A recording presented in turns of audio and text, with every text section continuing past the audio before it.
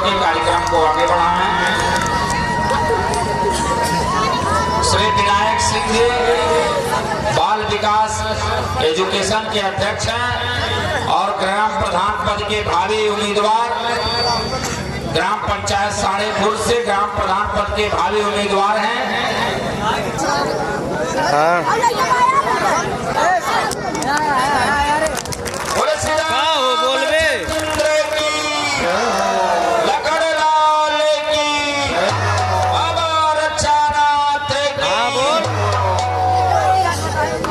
जैसा कि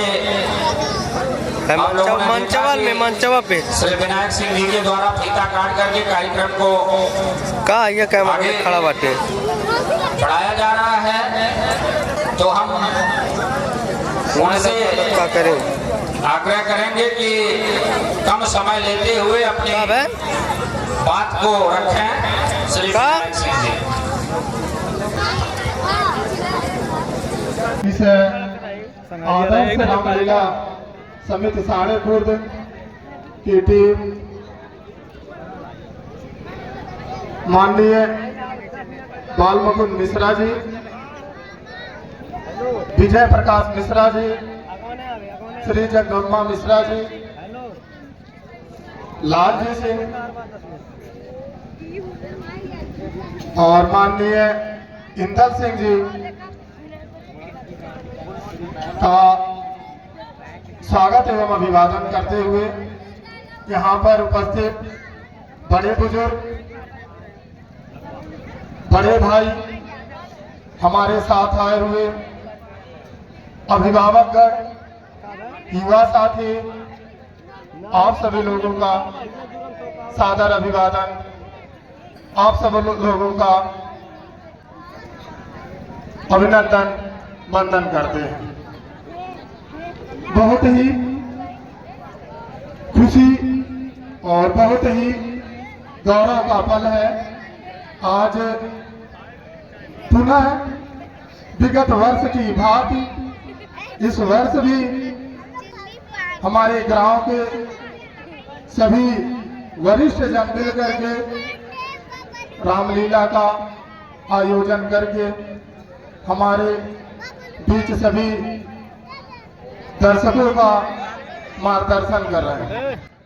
और माननीय परम आदरणीय हमारे गुरुजी पवन द्विवेदी सर का बहुत बहुत अभिवादन, बहुत बहुत स्वागत। हमारे साथ हमारे बड़े भाई इस एक दिन के लिए चल करके आए हैं।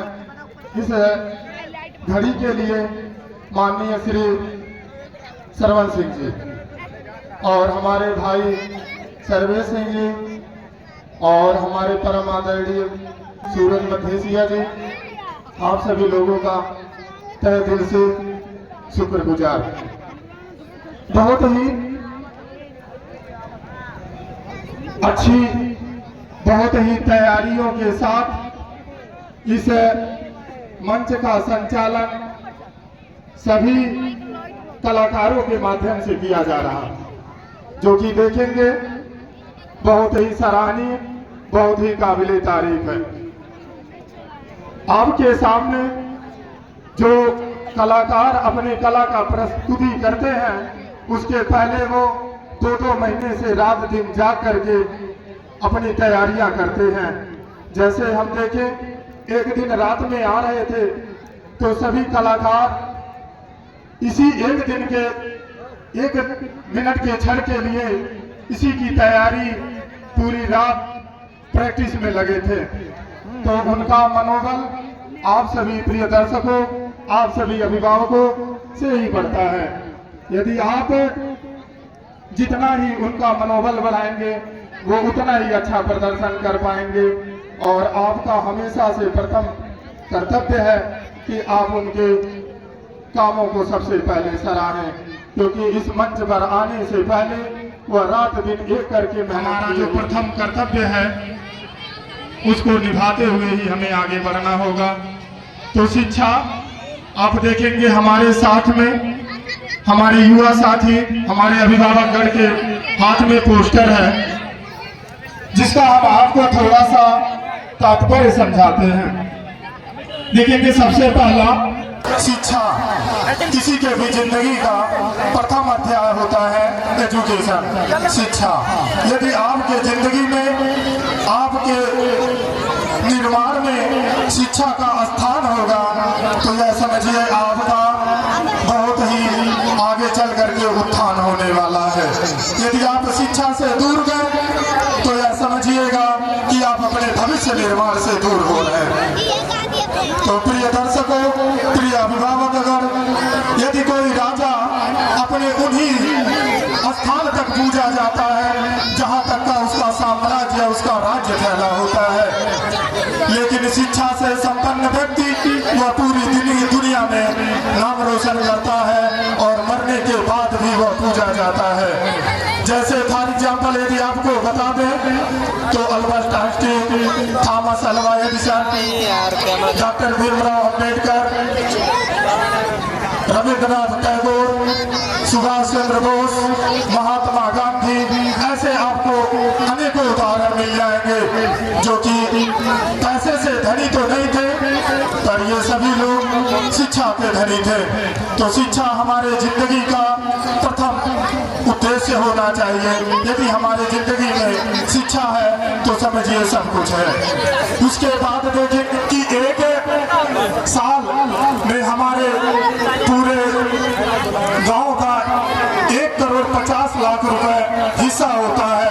यदि इसी को 5 साल इकट्ठा कर दिया जाए तो देखेंगे 7,50,00,000 रुपए पूरा होता है।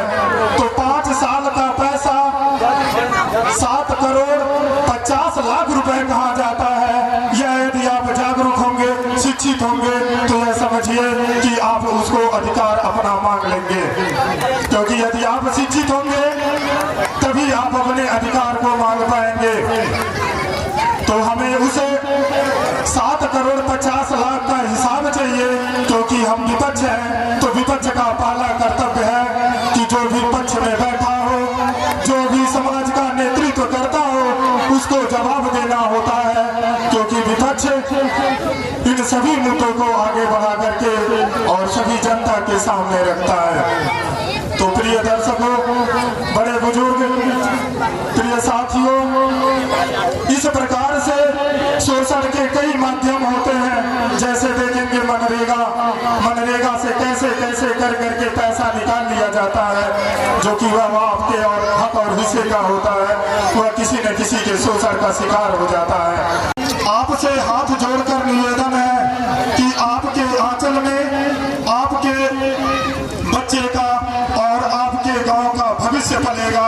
आपके पास तो हम नहीं पहुंच सकते, गार्जियन के पास, अभिभावक के पास तो पहुंचते हैं, लेकिन इस मंच से आपके चरण में अपना अर्जी और अपने इस गांव के लिए भिक्षा मांग रहे हैं कि अगला पंचवर्षी हमारे इस गांव को दीजिएगा, ना कि किसी के परिवारवाद को, ना कि किसी के जातिवाद को, ना कि किसी के व्यापारवाद को। इसका आपको ध्यान रखना होगा।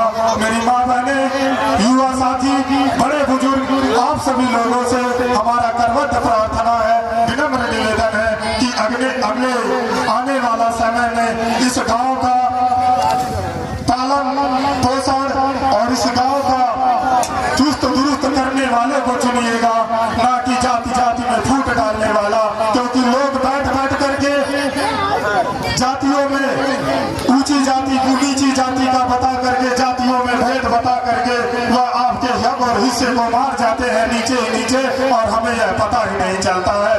यदि कुछ राजनीतिक लोगों के साथ यदि जाति हटा दिया जाए तो उनको राजनीति करने का यही मंच है। जब पिछले वर्ष रामलीला का आयोजन किया गया था तो उस समय हमारे यहाँ इस गांव 100 बच्चे विगत 6 वर्ष से पढ़ रहे थे और उसमें थोड़ा और मेहनत करके, उसमें और संशोधन करके आज आपके सामने बाल विकास एजुकेशन में 200 बच्चे निःशुल्क में शिक्षा ग्रहण कर रहे हैं। यह बहुत ही इंसान के खुद के लिए योग्य और गौरव की बात है।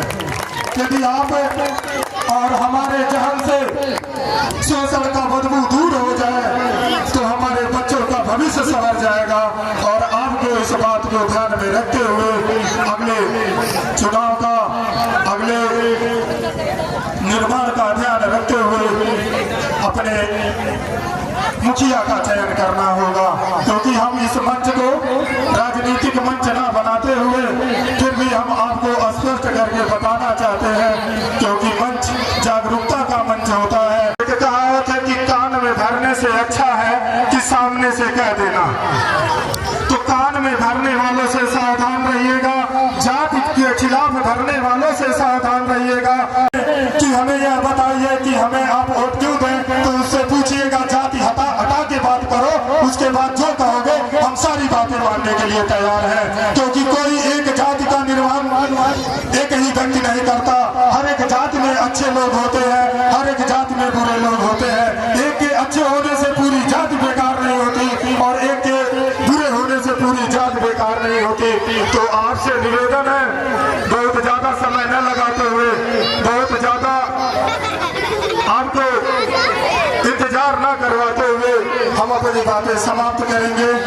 और इसी बातों के साथ हम अपनी बातें समाप्त करते हुए आपसे पुनः आपके चरण में वंदन अभिवादन हमारा स्वीकार करिएगा।